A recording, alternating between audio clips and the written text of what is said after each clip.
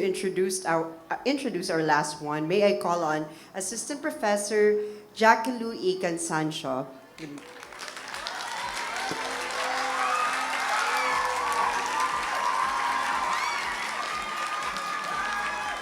Good morning, everyone. Hindi po ako kakanta. Okay, so how's it going for you, students? Okay, so as for me, I am learning a lot, and we are very fortunate indeed that we get to listen to excellent speakers, diba? From one excellent speaker to another. So let's get the momentum going by me introducing the next excellent speaker. She is the Executive Director of Philippine Business for Education, where she leads an organization of education advocates to push for large-scale, system-wide policy and institutional reforms in Philippine education that promote equity and quality.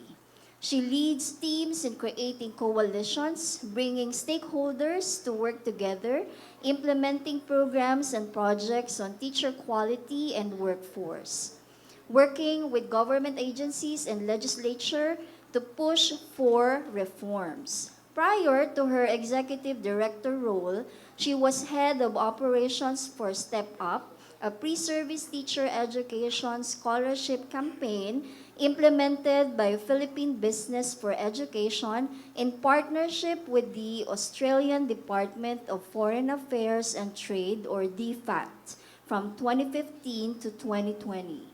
This campaign was implemented across the Philippines, which informed key policy reforms in pre-service teacher education. Our speaker is also a former educator who has taught general psychology in higher education. Please join me in giving a warm welcome to our esteemed speaker, Miss Justine Eleanor Raagas.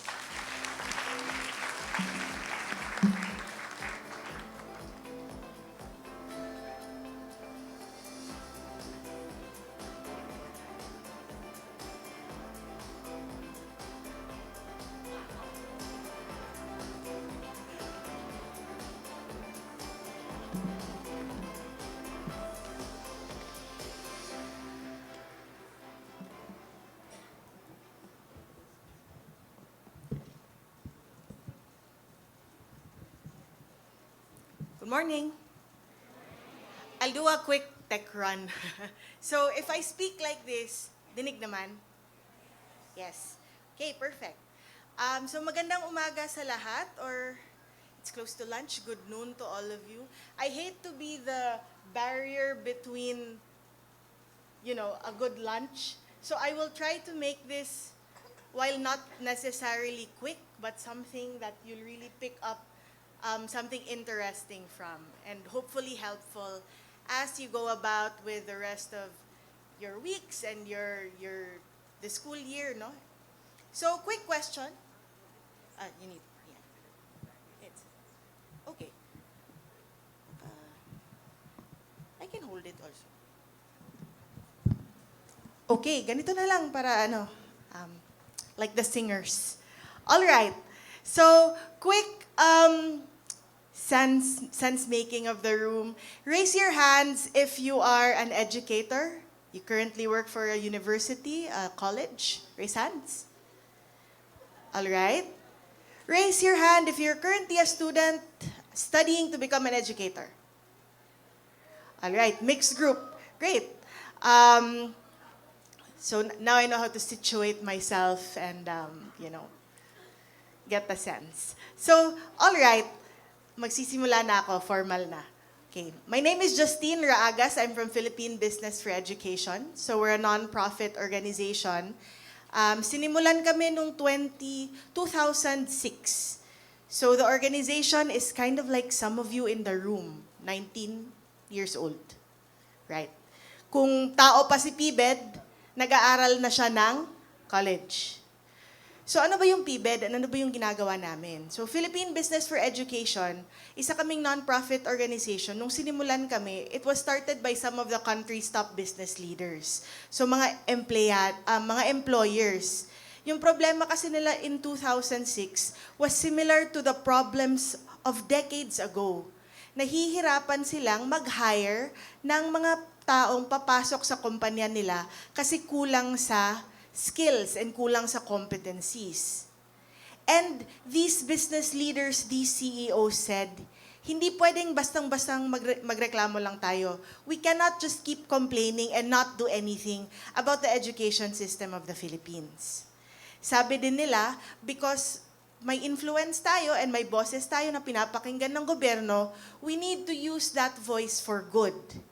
It's not enough na magbibigay lang tayo ng computers, magbibigay lang tayo ng mga aklat. Kailangan natin gamitin yung boses natin to make sure that we push for reforms, we push for changes in the education system. So, isa sa mga sinusulong talaga ng PBED ever since is to increase and to improve the quality of teachers in the Philippines. So, when I started in PBED 10 years ago, isa na talaga yon sa mga biggest passions na sinusulong ko and ng team namin. Paano ba natin mas mapalakas yung mga structures and mga systems that govern teacher education, pre-service and in-service. And one of the dreams that was realized was actually represented in the presentation earlier with Doc Jenny. Isa sa sinusulong ng PBED in terms of policy for the longest time was mag-uusap-usap na lahat ng mga agencies and lahat ng mga groups governing teacher education. And nangyari na siya in the form of what? The TEC, right? So actually, when Doc Jenny was presenting earlier, sabi ko, okay na, di na ako magpe-present. Yun na yung panaginip natin for the education system of the country. And we're super, super excited. So tanong ko lang, from the presentation earlier, sino ba yung na-excite dito for the future of teacher education? Wala. Kinakabahan ba kayo because that means there's more work to do? Especially for the schools? But we should be happy and we should be really excited, no? Because even if yung tatahakin na landas means there's more work that needs to be done, that will mean improved quality of those who will also enter the education system. So today, I won't talk to you about the problems na. I won't talk to you about data. I won't talk to you about concrete things that you might incorporate in like the curriculum or your programs. But I'll talk to you about something very, very specific that PBED has done, and it was alluded to earlier in the introduction made about me. Ito yung scholarship program namin for teacher education. And why do I want to talk to you about this? Because in all of the changes that will happen in the TEC, where programs will be addressed, the curriculum will be addressed, the pathways will be addressed, we have some lessons learned from our scholarship program that might help you make all of this cohesive in your schools. And sa mga students din na nandito, we have some lessons learned on the experiences of our scholars that you could actually you could also try to implement in your own day-to-day life as a student. So, may intro ko na very short, but I think we all know this. Next slide, please. So, in the past, di ba, maestra, teacher. When we say teacher, she or he is what? The king, the queen of the classroom, right in front. Very revered, di ba? Maestra talaga, very regal. But what about now? Next slide. Mag-teacher ka na lang. Raise your hands if you've heard this once in your life. Twice, thrice. Yes, it's such a common line that people say, magmaestra ka na lang kasi di ka pumasa sa entrance exam for engineering. It's a sad reality, and I don't know where that came from when when Doc Jenny said it took decades for that shift to happen. We don't know at what point that happened, pero nangyari talaga siya. Next slide. Ito pa, mag-teacher ka na lang, madali lang mag-teacher. Tayo naman, diba? Lalong-lalo na sa mga nakapagturo or who have already gone for practicum. We. And why is this we? Next slide, please. As a teacher, ang dami nating responsibilities and problems na hinaharap. The color, there's no reason for the colors. Hindi siya dahil chronological order or anything. Pero 'di ba, as a teacher in the public school, you have to contend with 91% learning poverty. Kung nagtuturo ka ng grade 5, 10 years old, 91% ng mga estudyante mo hindi nakakapagbasa ng simple text. Uwe ba yan? Right? Stunting. Pumapasok yung mga bata. 1 out of 4 5-year-olds stunted na. And meaning may possible irreversible damage to their cognitive capacity already. Classroom materials and shortages, naririnig natin to, kawawa si teacher, has to spend additional money from their sahod to buy additional materials. And of course, heavy workload. These have been complaints that we've heard time and time again. As a teacher, we get blamed na hindi natututo yung bata in the classroom. Eh, paano natututo kung 70% of the time, yung kailangan atupagin ay what? Paperwork, right? And add to that the need to teach in the classroom. And of course, many problems such as insufficient salary, lack of career growth, and we're very thankful that there are so many movements now in terms of policy to address that as well. So next slide. So one of the challenges that we felt needed to be addressed for the longest time is, how do you bring back interest into teaching? How do you take more and more people into a program na yun talaga yung first and pinakagusto nilang programang i-take? How do you build that clamor na sa high school pa lang sasabihin na nung bata, I want to be a teacher? And this was something that we grappled with a very long time. And in PBED kasi, because we are a policy advocacy group, we're also a project implementing group. Yung ginagawa namin, we take a hypothesis, and then we test it out as a program funded by some of our partners, foreign governments, and then from that hypothesis, yan yung mag-i-inform ng mga polisiya and mga changes and mga reforms. So nagsimula yung Step Up, The Best Teach. It was a scholarship program for teacher education to upgrade teacher quality in the Philippines. It's a mouthful. So Step Up na lang yung short name niya. Our hypothesis was this: what if you create a pre-service teacher education program that's very similar and has similar features to some of the countries with the best education systems in the world? So we drew on from countries like Singapore, like Finland, Australia. Tiningnan namin, ano ba yung pre-service teacher education dun? What makes their teachers so great? So yung hypothesis namin was that, what if we make it very high stakes? What if we make it very competitive? But at the same time, kung yung mga kabataan and mga students nasa loob na sila ng school, we also provide high levels of support. Mentoring, socio-emotional support, peer support. And what if we make sure that all they had to do was worry about studying? Kasi hindi na nila kailangan i-worry about yung transportation, allowance, wrap-around costs, etc. And lastly, ano kayang mangyayari kung yung support na yon hindi lang until graduation, but until the licensure exam? So yun yung hypothesis namin, right? Very competitive, high stakes, but also very high support. And putting them in some of the top schools across the country, so mga centers of excellence. The results were this: out of 955 scholars who graduated and passed the licensure exam, we saw 99% licensure exam passing rate. Good? Not good? Not good kasi kulang ng 1. No, but good, right? Considering that what? The average passing rate in the country for the last 10 years was teetering between 30 to 40%. So we must have done something right. Somewhere there, we needed to, and that was what we needed to look at over time. And sa mga students who graduated, who became teachers, who got ranked, my 90th percentile ranked by their supervisors. And I'll go through that later. So, let's start muna. And why am I telling you this? I'm not telling you as people who work in your schools or running schools, I'm not telling you to run scholarship programs. Pwede namang hindi. And besides, LUCs naman, that's also supported by the city government, right? But what I'm sharing today is maybe you can take out some elements of this program that you can incorporate in your education program. And because, di ba, we're in the age of innovation, I'm pretty sure that there are things that can be picked up here that can add to innovate your program.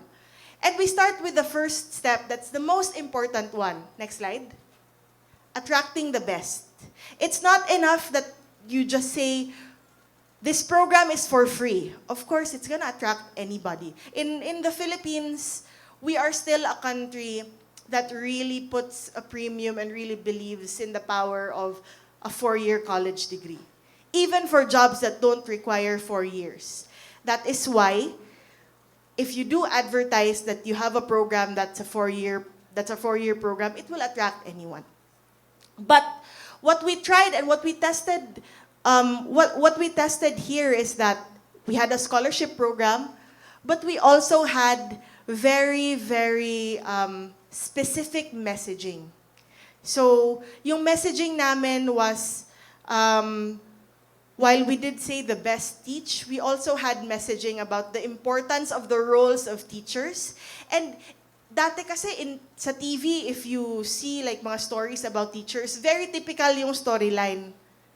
Si ma'am si ma'am is a hero because naglalakad siya ng 20 kilometers to get to her school. Di ba that's the usual storyline? Si ma'am is a hero because yung buong sahod niya, pinamili niya ng chalk and paper and food for her students. And that's good, we honor that. But we also created stories that were very, very practical. We created stories that came from successful students. And then these students, many of them mga artista who actually gave their communications for free, nagkwento sila how those teachers changed their lives. So, attracting the best, we did information through Facebook, and then we also did information through the schools themselves. So, very rapid and very widespread yung information. And nakita namin, in that information campaign, when they started applying, tinanong namin yung motivations. And actually, 64% did say, I'm enrolling because I actually want to become a teacher. And my 34% naman na attracted to the scholarship package. But 64% is a good number already. Next slide. So when we try to attract the best, we also try to give them as much resources as possible. And that was possible because of the program. We understand that this might not be possible in the different contexts that you are in. But what we believe is any form of support other than tuition, such as wraparound support, and these are lessons not just from Step Up, but from our other scholarship programs for TVET. Kahit anong support outside of tuition fees increases retention. Kahit magbigay ka lang ng transportation, kahit magbigay ka lang ng internet allowance, nakakatulong yan. And the second thing is, what we've learned is that you as a school should not be alone in this game. In implementation for other projects, we were able to activate the barangays. The barangay would provide transportation. Kasi di ba yung mga barangay may mga multicab sila or may mga vehicles. So in our other programs, a barangay could play a role in providing that sort of transportation or pamasahe. So there are many forms of support. But here, ito yung package for this specific program. What we've also learned is that we tried to attract many students from indigenous population groups as well. Lalong-lalo na in areas in Mindanao. And very timely nga yung shinare ni ED Jenny kanina na kailangan na rin ituro to pre-service teacher education students yung dealing with indigenous population na students. No? What we've learned there is that napaka-kawawa and napaka-underserved talaga yung population na yun. Because, for example, we've had stories of people coming from specific IP tribes na sila yung first in their entire tribe to go to college. And then to go to college in a city that's 3 hours away from where they live. So, kailangan talaga ng napakatinding support to do that. Okay, next slide. So, in terms of screening the best, we also implemented a very rigorous screening program. So, ideally, 25% sila ng graduating batch nila from high school. That's something also that universities might want to rethink, right? Or might want to consider for specific scholarship programs. And then, they did take a college admission test. We also did an aptitude test for teaching, care of CEM. And then, yung nakita namin, and ito din yung, this is also this is a response to the same sentiment we have always had with the licensure exam.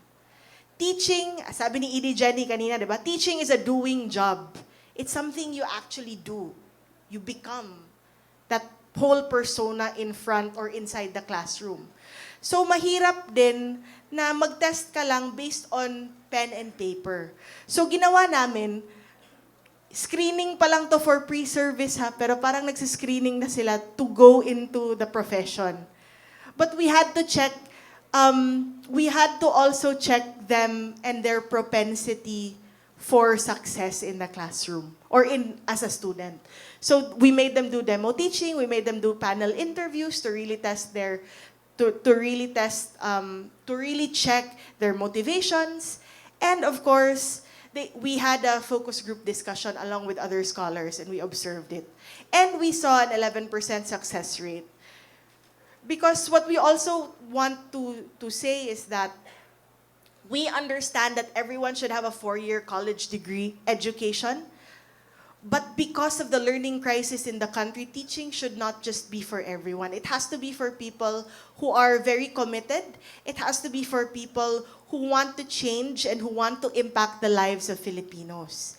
And that was the success rate. So in their lives as a scholar, next slide. So in terms of teaching the best, very straightforward naman, right? They study, they go through the 4 years, they take practicum, etc., graduate, teach the licensure, pass the licensure exam, and part of our scholarship program was to have a return service. 5 years silang dapat magturo and dapat tumulong sa bansa by teaching in the public school system. So I'll go to the exciting part. The next slide shows how do you actually nurture the best. So say you might have already innovated your program. Bagong-bago na yung teacher education program ninyo. Na-implement nyo na yung mga guidelines and mga exemplars na binigay ng TEC. We found out that we also need to nurture the best, not just in the classroom, but also provide socio-emotional support. Psychosocial support as well. So, we tried this feature where there would be mentors, and these mentors are basically some of the teachers or some of the professors already in the College of Education. We also got mentors who were coming from or had experience in the Department of Education. So the mentors did this. They would do mentoring chats. Kasi mahirap din yung teacher education program eh. So maraming bata who want to quit also. The mentoring chats actually help them process their thoughts and their feelings. And we knew that once they would graduate, the ranking system to enter the Department of Education is very competitive. Requires a lot of professional development other than the actual coursework, di ba? Kailangan ng mga seminars, kailangan na ng work experience even kahit for entry-level roles. So we also made sure that they would get semestral seminars, professional development, annual engagements, and the last one, we made sure that they would get support for mock application and ranking.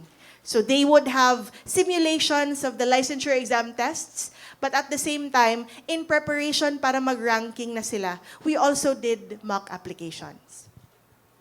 Next slide. We also made sure in the program to inculcate and through the mentoring program, drill down these characteristics na kailangan talaga as a scholar, they would have to embed, lalong-lalo na because our messaging was, papasok ka ng DepEd, tutulong ka to uplift the education system of the country. It almost really became like a mantra for these scholars. And it was the role of the mentors to continue to reinforce that. So, next slide. So once our students were able to graduate and they were able to pass the licensure exam, diba, the next step would either be to go to a private school or to try to teach in a school to gain work experience, right? Maybe 2 or 3 years. May iba naman who were also, so basically what we've learned is that after 3 years after graduation, 45% applied in less than 3 years. There were people who actually tried their luck within the 3 years. And 60% of those got qualified and 41% were offered free public school placement. So the insights that we were able to gather here from our terminal report is that may mga criteria talaga where they score very less. And that's in teaching, industry, and workplace experience. Kasi nga, bago pa naman kaka-graduate pa naman nila. And portfolio and outstanding achievement. And that's also because portfolio also takes time, right?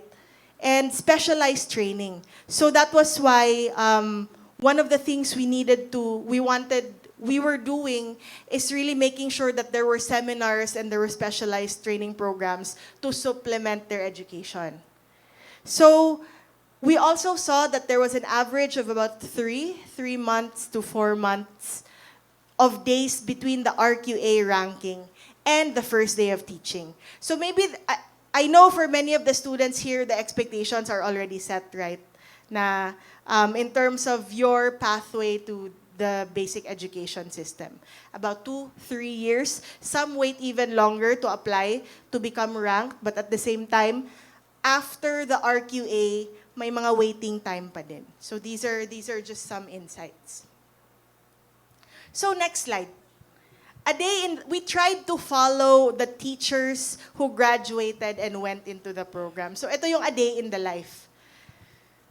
Many of our students, our alumni, are now teaching in the public schools and they average about 40 students per class. Medyo nakakakaba tong second bullet. A total of 14 hours a day. Remind muna natin yung mga sarili natin. Ilan lang ba dapat yung work hours in a day? 8, 9 kung masipag ka. 10 kung gusto mo mag-overtime. Ito yung sad reality. 14 hours a day. I'm not sure if I missed this when I entered a bit late, but maybe ED Jenny alluded to this, that this was one of the problems also na ina-address ng EDCOM and ina-address ng TEC. 'Di ba yung workload ng teachers? Unfortunately, of course, they still need 6 hours of content delivery. Kasi ito naman talaga yung reason why they are there in the first place.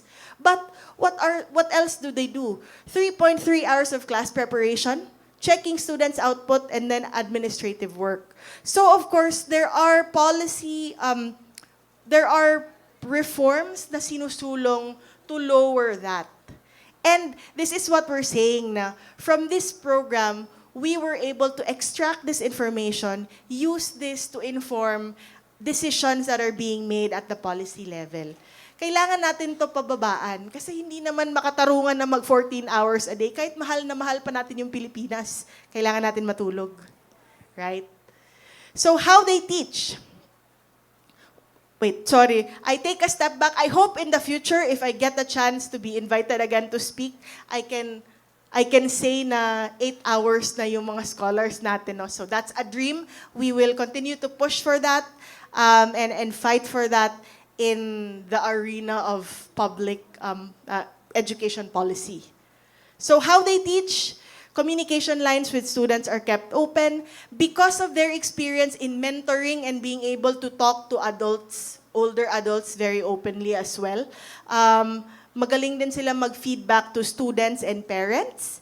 And then they take time in explaining the goals of their lessons and allow students to decide on what the work needs to be done in class. So, lastly, interesting insights that we were able to gain. So remember, I shared earlier that before they start or before they apply to become a scholar, they take an aptitude test, right? They take an exam. So, in terms of aptitude, nakita natin na kung mataas yung step-up score nila, mas mataas din yung chances nila of passing the licensure exam. So, for many schools, take this as a sign that if you are doing screening at the onset, of course, that's also a way to make sure that you also generate quality and have higher passing rates. And then, second is that in terms of attitude, we saw that the mentoring program actually works. Because for students who went to more mentoring sessions, they also ended up, the chances of them ending up to become a teacher in the Department of Education is also higher. Kasi nare-reinforce yung mga values, nare-reinforce yung things that are important, the values that are inculcated with them. And of course, lastly, fortitude. So, ito, because their program to begin with was more than the basics, there were a lot of requirements, they needed to go to a lot of extracurricular activities, with the understanding that it would help them, it also helped develop fortitude pag pumasok na sa DepEd. And because their mentors were also DepEd practitioners, na-process na, kahit students pa sila, na-process na yung expectations. Hindi na sila nagugulat agad na, ay, ito pala yung nangyayari. And that has developed fortitude in them. So, next slide. I'll just show a few faces of our scholar ambassadors. I think we have about 10 scholars out of the 900 who are in the top 10 across the different years. So from 2015 to 2020.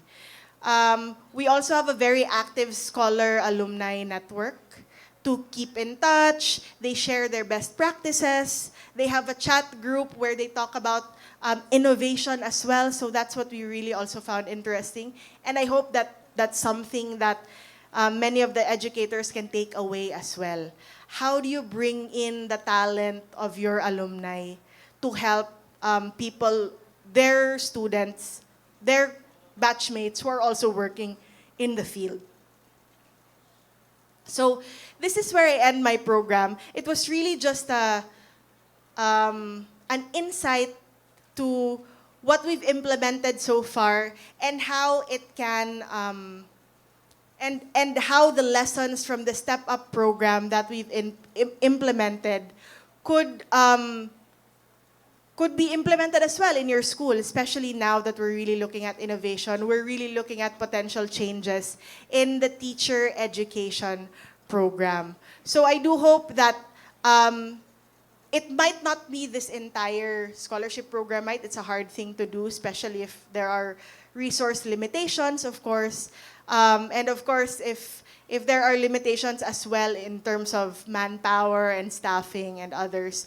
But I do hope that whether it's through communicating the profession, whether it's through providing mentoring, whether it's through providing additional specialized training, these are things that you can take and integrate in your programs over time. So with that, I end my presentation, but I do welcome questions later. Yes, I will welcome questions through email, I think, and would be happy to talk about the program one-on-one if you do need to meet or if you're very curious about the work that we do. So with that, maraming salamat, and I wish everyone a good day ahead.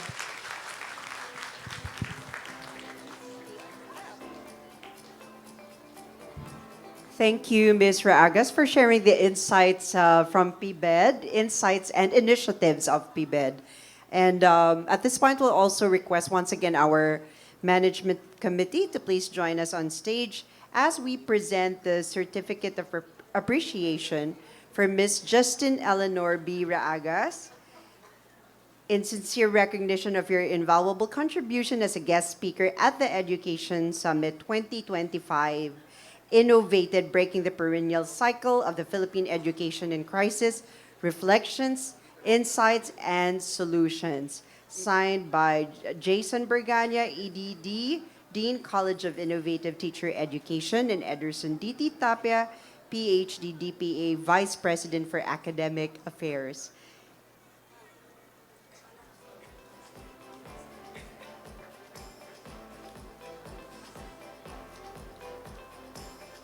So let us once again give a round of applause. Incidentally, for the University of Makati community, we are very excited because in the afternoon there will be a MOU signing between UMAC and PBED. So something I think that also deserves another round of applause rather. For your questions, our site team will be collecting them and they will be forwarded to Ms. Raagas. So please keep them coming. And at this point,